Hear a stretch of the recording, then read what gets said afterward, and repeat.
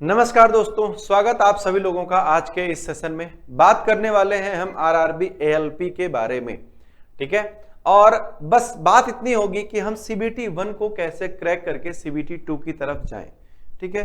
तो जो भी बच्चे हैं, आप अगर 2025 वाले हैं, 2026 वाले हैं, या फिर आने वाले किसी भी एएलपी के एग्जाम की तैयारी आप करना चाहते हैं, तो सबसे बेसिक सी बात है कि आपका जो हम बात यहाँ पर कर रहे हैं वो सीबीटी 1 की कर रहे हैं।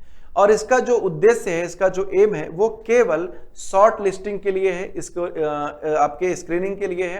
ये स्कोरिंग सब्जेक्ट नहीं है, इसका नंबर आपके जो लास्ट में फाइनल मेरिट बनती है उसमें जुड़ने वाला नहीं है। इसका सिंपल सा मोटिव ये है कि जो आरआरबी है, आयोग है, वो आपको सिर्फ सीबीटी 2 में लेकर के जाएगा। यहां पर अगर आप पास हो जाते हैं तो, और उसके लिए क्या क्या करना होगा, कैसे कैसे करना होगा, उसकी बात यहां पर हम करेंगे। इसका जो मीडियम होता है वो हम मीडियम हिंदी इंग्लिश की बात नहीं कर रहे हैं, हम पेपर की बात कर रहे हैं। फॉर्मेट जो होता है वो ऑनलाइन होता है और एमसीक्यू बेस्ड होता है। अगर अब यहां पर आप देखेंगे तो परीक्षा में कुल 75 प्रश्न आते हैं। हर प्रश्न के लिए 1 अंक जो है वो फिक्स होता है। 75 प्रश्न को आपको करने के लिए 60 मिनट दिए जाते हैं। यानी कि अगर आप यहां पर अपना गणित बिठाने का प्रयास करेंगे तो आपको एक सवाल के लिए 1 मिनट से भी कम समय मिलता है।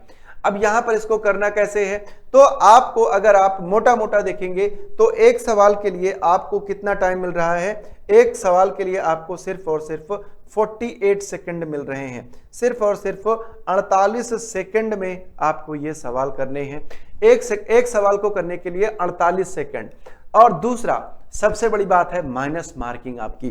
तो भाई साहब दोनों चीज आपको रखना है, आपको अपनी स्पीड भी बनानी है और आपको अपनी एक्यूरेसी भी मेंटेन करनी होगी साथ के साथ। तो आइए बात करते हैं इसका फॉर्मेट क्या रहेगा।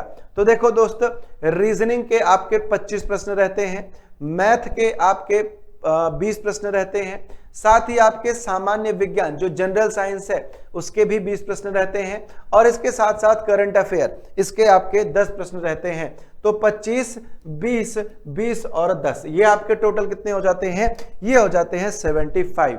अब लेकिन यहां पर बात करें तो पिछले कुछ टाइम से देखा गया है कि इन्होंने जो रीजनिंग और मैथ है इससे सवालों की संख्या को बढ़ा दिया है, ठीक है।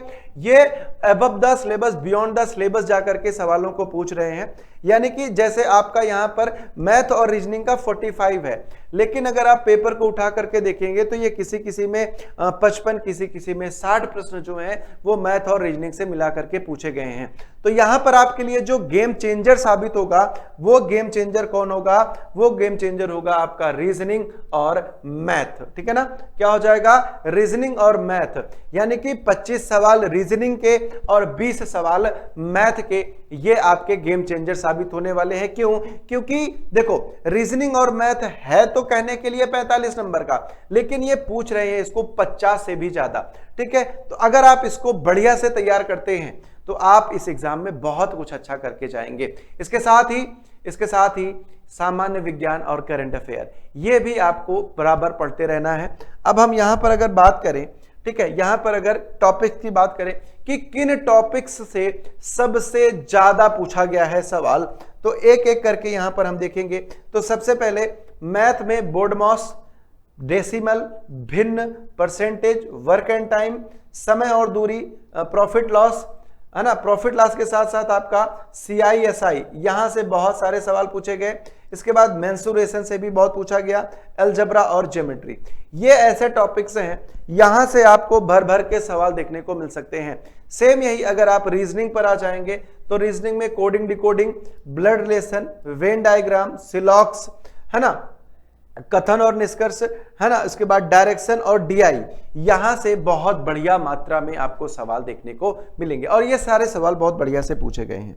इसके बाद अगर आप बात करें साइंस के सिलेबस की, तो साइंस के सिलेबस में आपको फोकस करना है मेजरली फिजिक्स पर।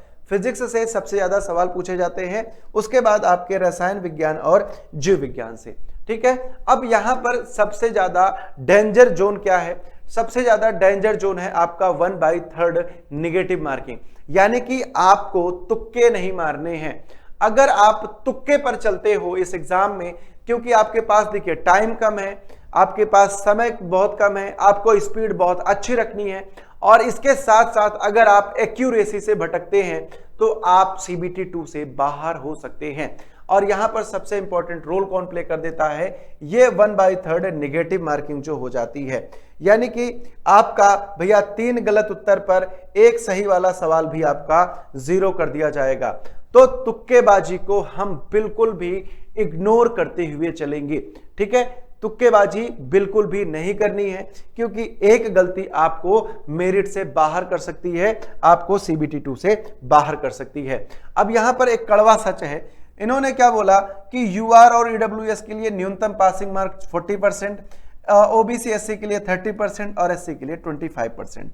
ये रेलवे अपने नोटिफिकेशन में देता है कि हम इस पर CBT 2 के लिए पास कर रहे हैं लोगों को, लेकिन कड़वा सच क्या है, ठीक है, कड़वा सच ये है कि ऐसा कुछ भी नहीं होता है।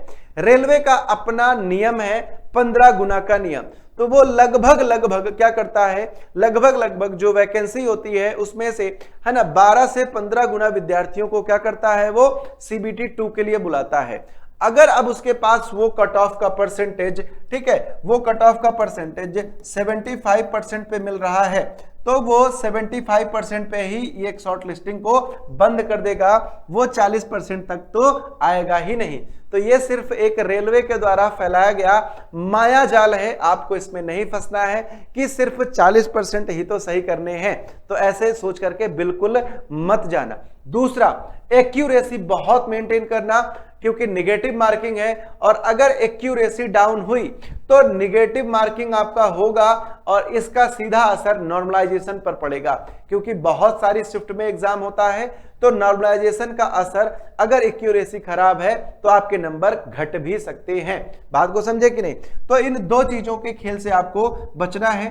15 गुना का जो नियम है इसको हमेशा लेकर के चलना कि 15 गुना छात्र ही CBT 2 के लिए क्लियर होंगे, हम ऐसा मान के चलेंगे, ठीक है ना। चलिए, तो ये सारी चीजें हैं। अब यहां पर क्या करना है, अब यहां पर आपको करना क्या है, तो सिर्फ पास होना पर्याप्त नहीं है, एक्यूरेसी को आप हमेशा अपनी कहां तक रखेंगे, लगभग 92% तक रखेंगे। क्यों? क्योंकि एक्यूरेसी ही आपके CBT 2 का टिकट हो सकता है। तो अगर आप लोग ALP में तैयारी कर रहे हैं तो इन सब चीजों को मेंटेन करते हुए आगे बढ़ना।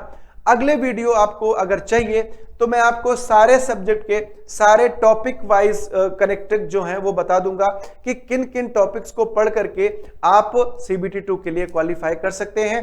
लेकिन उसके लिए आपको कमेंट में बताना पड़ेगा कि आपको वो वीडियो चाहिए या नहीं चाहिए, ठीक है। चलिए, तो इसके बाद अगर आप SSC और रेलवे की प्रिपरेशन कर रहे हैं तो आपके साथ है SSC का उत्कर्ष का मास्टर पास।